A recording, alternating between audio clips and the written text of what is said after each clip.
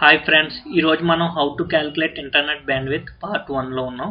ఇందులో bits and bytes గురించి, ఇంకా నెక్స్ట్ అసలు బైనరీ డిజిట్స్ క్యాలిక్యులేషన్ ఎలా జరుగుతుంది, అసలు బిట్స్ అండ్ బైట్స్ అంటే ఏంటో చెప్తూ తెలుసుకుందాం. So one bit is equal to it is a value of either 0 or 1. అంటే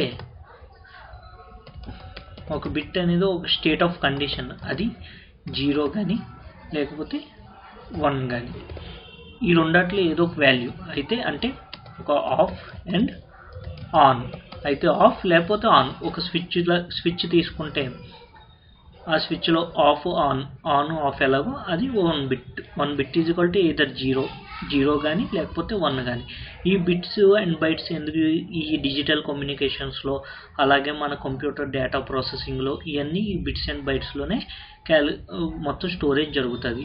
ఫర్ ఎగ్జాంపుల్ ఇంటర్నెట్ బ్యాండ్విడ్త్ కూడా బిట్స్ అండ్ బైట్స్లోనే జరుగుతుంది. మెమరీ అలొకేషన్ కూడా బిట్స్ అండ్ బైట్స్లోనే. హార్డ్ డిస్క్లో డేటా స్టోరేజ్ కూడా బైట్స్లోనే జరుగుతుంది. For example 2 GBps hard disk. 2 GBps hard disk అంటే 2 GBps hard disk అంటాం, లేకపోతే 3 TB హార్డ్ డిస్క్ అంటాం. అంటే ఏంటి, ఇక్కడ అంటే బీ ఫర్ బైట్, అంటే మొత్తం డేటా అంతా బైట్స్లోనే స్టోర్ అవుతుంది. కాబట్టి బిట్స్ అండ్ బైట్స్ గురించి మనం ఈ వీడియోలో తెలుసుకోబోతున్నాం. సో మనకి 1 byte is equal to 8 bits, 4 bits is equal to 1 nibble. 1 bit అనేది ఒక either 0 or 1. అంటే ఒక 1 byte ఎలా ఉంటుందంటే, ఇది 1 byte అనుకుందాం. ఇందులో మనకి 8 bits ఉంటాయి. అంటే either 1 0 1 1 0 1 0 1. 8 bits 1 2 3 4 5 6 7 8 8 bits is equal to 1 byte. ఇది ఒక బైట్.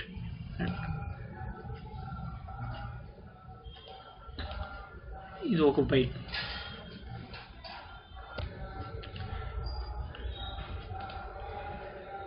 ఈ 1 byte ఇది. ఈ 1 byte 1024 bits is equal to 1 KB.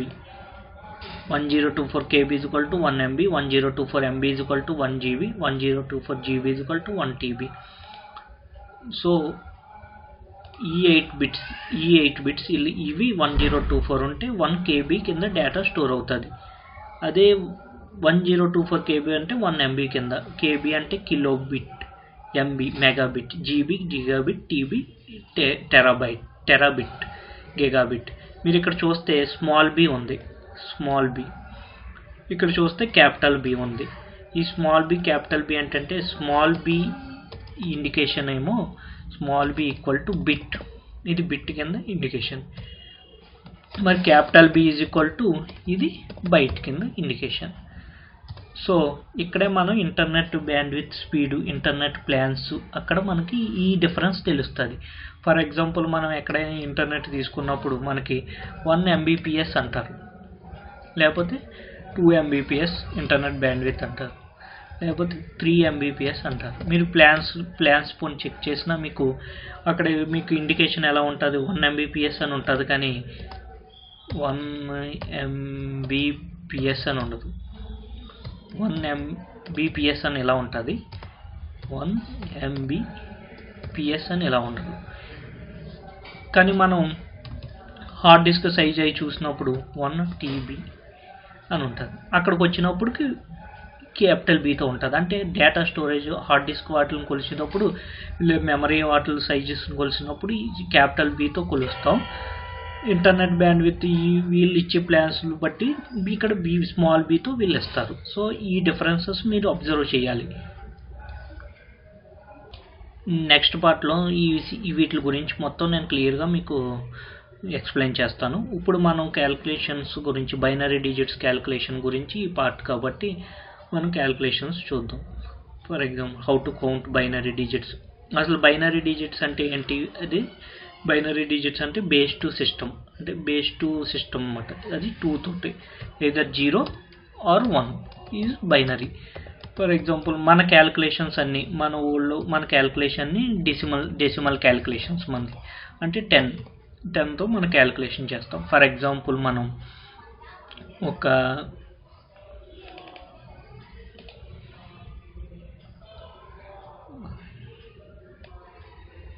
325 తీసుకున్నాం అంటే వీటిని డివైడ్ చేసుకుంటే మన క్యాలిక్యులేషన్స్లో ఎలా ఉంటుందంటే ఇది వన్స్ ఇది టెన్స్, ఇది హండ్రెడ్స్,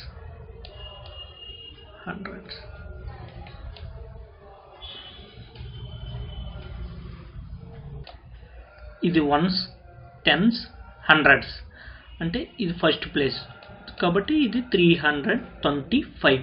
ఇది మన క్యాలిక్యులేషన్స్లో ఇలా ఉంటుంది. అదే కంప్యూటర్ క్యాలిక్యులేషన్లో డెసిమల్స్లో బైనరీ డిక్లో ఉంటుంది. అది ఎలాగంటే కంప్యూటర్ క్యాలిక్యులేషన్స్లో అన్ని బిట్స్ అండ్ బైట్స్ కిందే క్యాలిక్యులేట్ చేసుకుంటుంది. ఫర్ ఎగ్జాంపుల్ 1011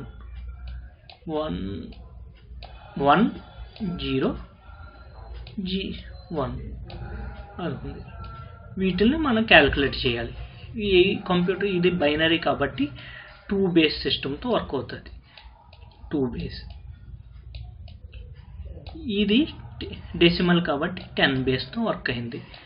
కాబట్టి వన్స్, టెన్స్, హండ్రెడ్స్. 10 బేస్ అంటే ప్రతి సెకండ్ డిజిట్కి వచ్చినప్పుడు 10 టైమ్స్ యాడ్ అవుతుంది.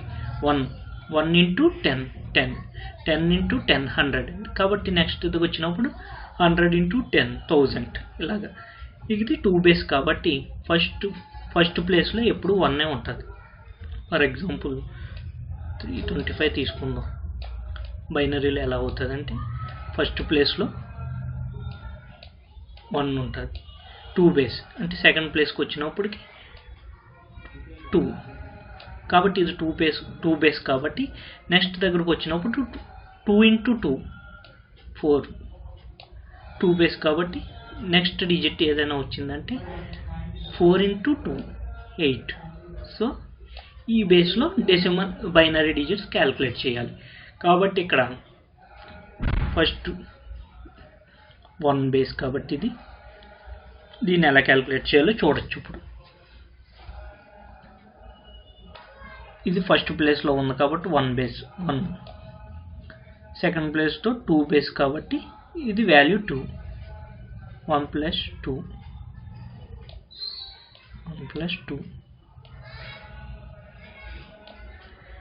థర్డ్ డిజిట్కి వచ్చినప్పుడు మనకి ఏమంటాం 2 ఇంటూ 2 4 ఉండాలి. ఇక్కడ 0 ఉంది కాబట్టి ఇది వాల్యూ లేదు. నెక్స్ట్ 4 ఇంటూ 1 4 ఇంటూ 2 8 కాబట్టి ఇక్కడ 8. సో దీని వాల్యూ 8 ప్లస్ 2 10 10 ప్లస్ 1 11. సో దీని వాల్యూ 11. ఇక్కడ చూడండి ఇది 1. సెకండ్ ప్లేస్లో ఏం లేదు. 4 1 8 4 plus 8 plus 1 4 plus 8 plus 1 13. So దీన్ని క్యాలిక్యులేట్ టోటల్ చేస్తే 24. దీని టోటల్ ప్లస్ చేస్తే 24 వాల్యూ అవుతుంది. ఇది ఒక మెథడ్. ఈ మెథడ్తో మీరు ఇలా క్యాలిక్యులేట్ చేయొచ్చు.